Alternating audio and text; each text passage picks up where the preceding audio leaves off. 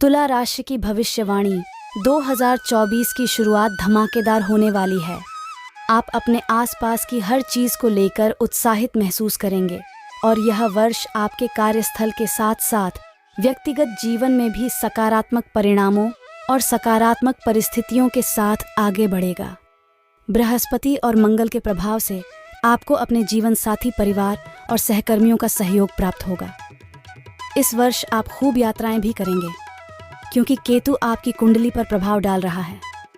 लेकिन राहु और केतु कुछ चुनौतियां और बाधाएं पैदा कर सकते हैं, जैसे स्वास्थ्य संबंधी चिंताएं या अनियोजित खर्च, जिन्हें आपको सही योजना और रणनीति से दूर करने में सक्षम होना चाहिए। साल 2024 में तुला राशि वालों के लिए क्या लेकर आएगा, जानना चाहते हैं तो यहाँ पढ़िए। साल की 10 बड़ी भविष्यवाणियां कैसे होते हैं। तुला राशि के जातक। तुला राशि के जातक प्राकृतिक रूप से उम्दा अदाकार होते हैं। इन्हें अकेला रहना पसंद नहीं होता है। इस राशि के लोग खुद को लोगों से घिरा हुआ रखते हैं और तेजी से दूसरों के साथ कैसे संबंध विकसित किया जाए, इसी पर ध्यान केंद्रित रखते हैं। इस राशि का मानना होता है कि व्यक्तिगत प्रयास के मुकाबले यदि एक जोड़ा प्रयास करे तो ज्यादा बेहतर परिणाम निकल कर आता है।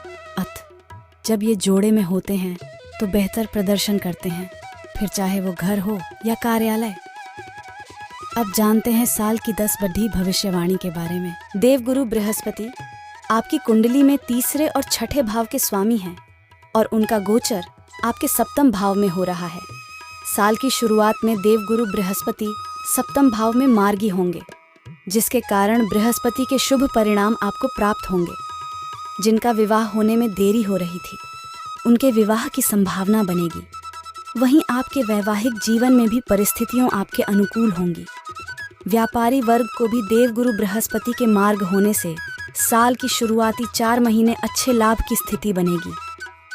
तुला राशि के जातकों के लिए शनिदेव राजयोग कारक ग्रह होते हैं और चौथे भाव के स्वामी होकर उनका गोचर पूरे वर्ष आपके पंचम भाव में ही रहेगा।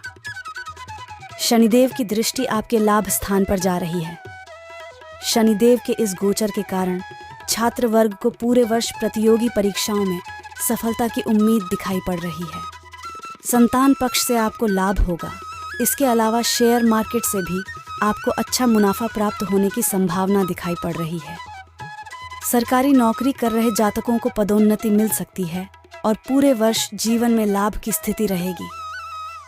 सूर्यदेव आपकी कुंडली के लाभ स्थान के स्वामी हैं और 14 अप्रैल को अपनी उच्च राशि मेष राशि में प्रवेश करेंगे और सप्तम भाव में विराजमान बृहस्पति के साथ 12 वर्ष के बाद गोचर में एक साथ होंगे। जब आपके तीसरे और लाभ स्थान के स्वामी का गोचर एक साथ होगा तो इस राजयोग के बनने से आपको बहुत लाभ प्राप्त होगा। आपके साहस और पराक्रम में वृद्धि होगी। आपके द्वारा की गई यात्राओं से आपको लाभ होगा। आप अपना नया कारोबार शुरू कर सकते हैं। किसी नई कंपनी की परियोजना के बारे में विस्तृत रूप से रिसर्च किया जा सकता है। आपके मित्र भी इस समय पूरे तरीके से आपके सहायक सिद्ध होंगे।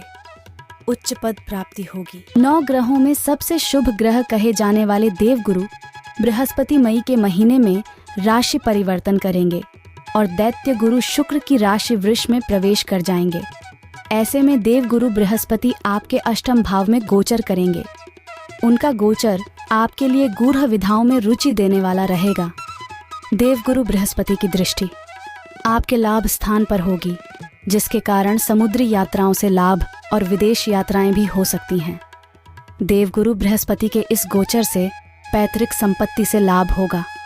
आपकी वाणी मधुर होगी।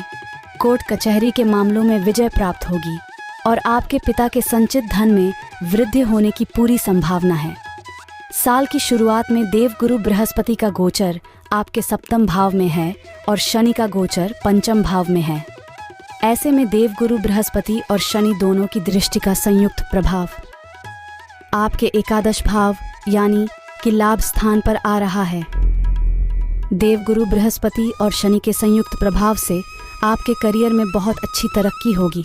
आपको नई मौके मिलेंगे। आपको किसी प्रोजेक्ट के सिलसिले में विदेश भी भेजा जा सकता है।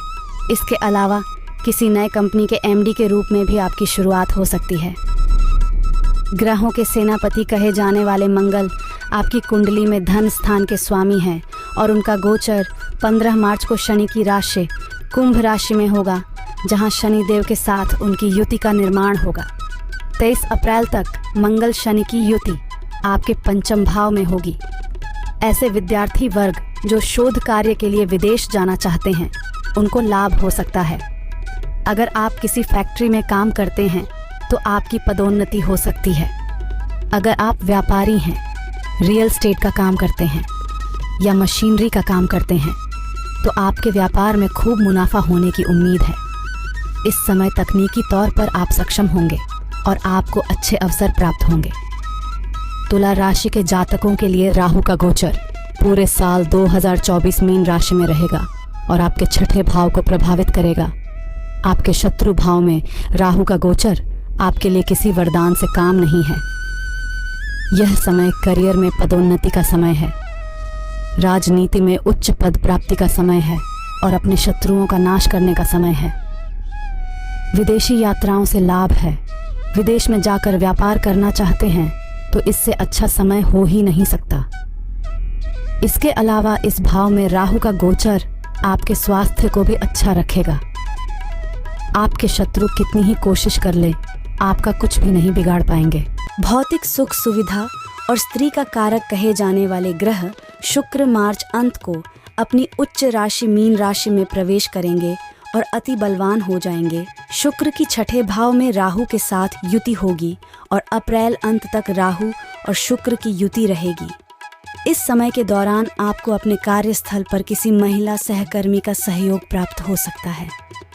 आप अपनी प्रेमिका के साथ कई बाहर पिकनिक के लिए या घूमने के लिए भी जा सकते हैं। स्त्री पर धन खर्च होगा। भौतिक सुख सुविधाओं पर आप पैसा खर्च करेंगे। परिवार के लोगों पर भी आप अच्छा धन खर्च करने वाले हैं। इस समय आपका प्रेम संबंधों में रोमांस की अधिकता रहेगी। तुला राशि के जातकों के लिए रहस्य और आध्यात्म के कारक ग्रह केतु पूरे वर्ष द्वादश भाव में गोचर करेंगे। इस भाव में केतु का गोचर बहुत ही अच्छा माना जाता है, क्योंकि यह एकांत का भाव है और केतु भी एकांत को ही पसंद करता है। इसीलिए जो आध्यात्म से जुड़े हैं उनके लिए तो यह गोचर किसी वरदान से काम नहीं है। केतु के अष्टम भाव पर दृष्टि आपकी गूढ़ विधाओं में रुचि को बढ़ाने वाली है। तंत्र मंत्र और ज्योतिष में आपकी रुचि बढ़ेगी। इसके अलावा टेक्नोलॉजी से जुड़कर जो लोग अपना काम कर रहे हैं उन्हें बहुत अच्छी प्रसिद्धि प्राप्त होगी। मीडिया, जनसंचार और लेखन से जुड़े जातकों को भी केतु का यह गोचर बहुत फायदा करने वाला है। तुला राशि के जातकों के लिए साल 2024 प्रेम संबंध और वैवाहिक जीवन के लिहाज से अच्छा रहने वाला है। साल की शुरुआत में ही पंचमेश का शुभ गोचर और सप्तम भाव में देवगुरु की उपस्थिति आपके प्रेम संबंधों को प्रभावी बनाने की दिशा में कार्य करेगी। इस समय जो संबंध बनेंगे वह लंबे समय तक आपका काम आने वाले हैं।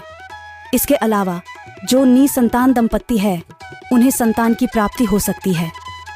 आपके प्रेम संबंधों में मधुरता आएगी और आपके वैवाहिक जीवन में भी बहुत अच्छी प्रेम की अधिकता आपको देखने को प्राप्त होगी। हालांकि साल के मध्य में आपको अपने पार्टनर की सेहत का भी ख्याल रखना होगा।